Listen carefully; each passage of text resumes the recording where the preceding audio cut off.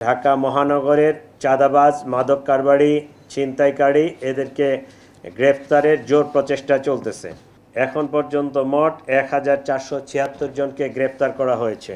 রাজধানীর বনানী থানা এলাকা থেকে একটি বিদেশি পিস্তল, 3 রাউন্ড গুলিসহ একটি ম্যাগাজিন, একটি পিস্তল সাদৃশ্য বস্তু, ইয়াবাসহ চিহ্নিত সন্ত্রাসী মাদক ব্যবসায়ী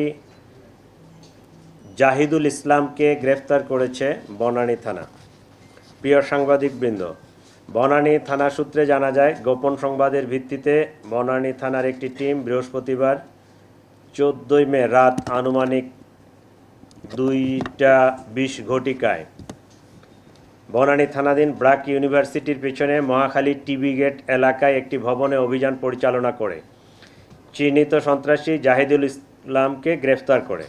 এ সময় তার হেফাজত হতে একটি পিস্তল, 3 রাউন্ড গুলি, একটি ম্যাগাজিন, একটি পিস্তল সদৃশ্য বস্তু, 2150 পিস ইয়াবা, মাদক বিক্রির নগদ টাকা 71,020 টাকা, 3টি মোবাইল ফোন উদ্ধার করা হয়েছে।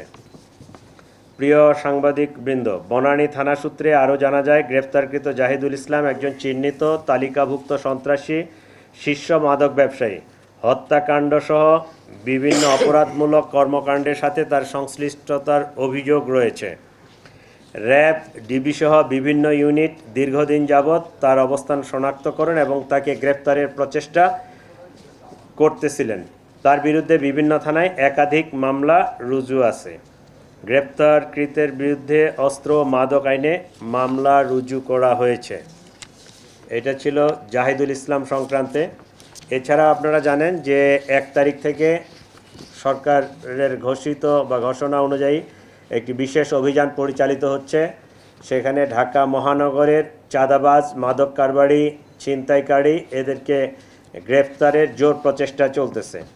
এখন পর্যন্ত আমরা তালিকাভুক্ত চাঁদাবাজ 178 জন, তালিকার বাহিরে যারা এই চাঁদাবাজদের সহযোগী এরকম 345 জন, সন্ত্রাসী, ছিনতাইকারী বা ডাকাত দলের সদস্য এরকম 470 জন, মাদক কারবারি 483 জন। এখন পর্যন্ত মোট 1476 জনকে গ্রেপ্তার করা হয়েছে 1 তারিখ থেকে 13 তারিখ পর্যন্ত। এই অভিযান অব্যাহত আছে।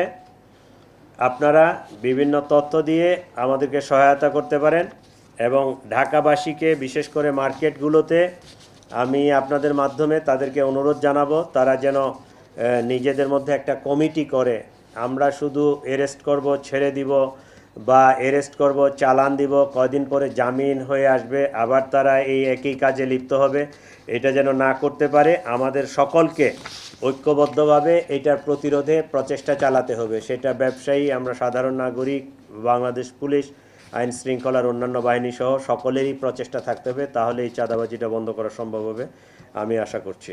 ধন্যবাদ আপনাদেরকে।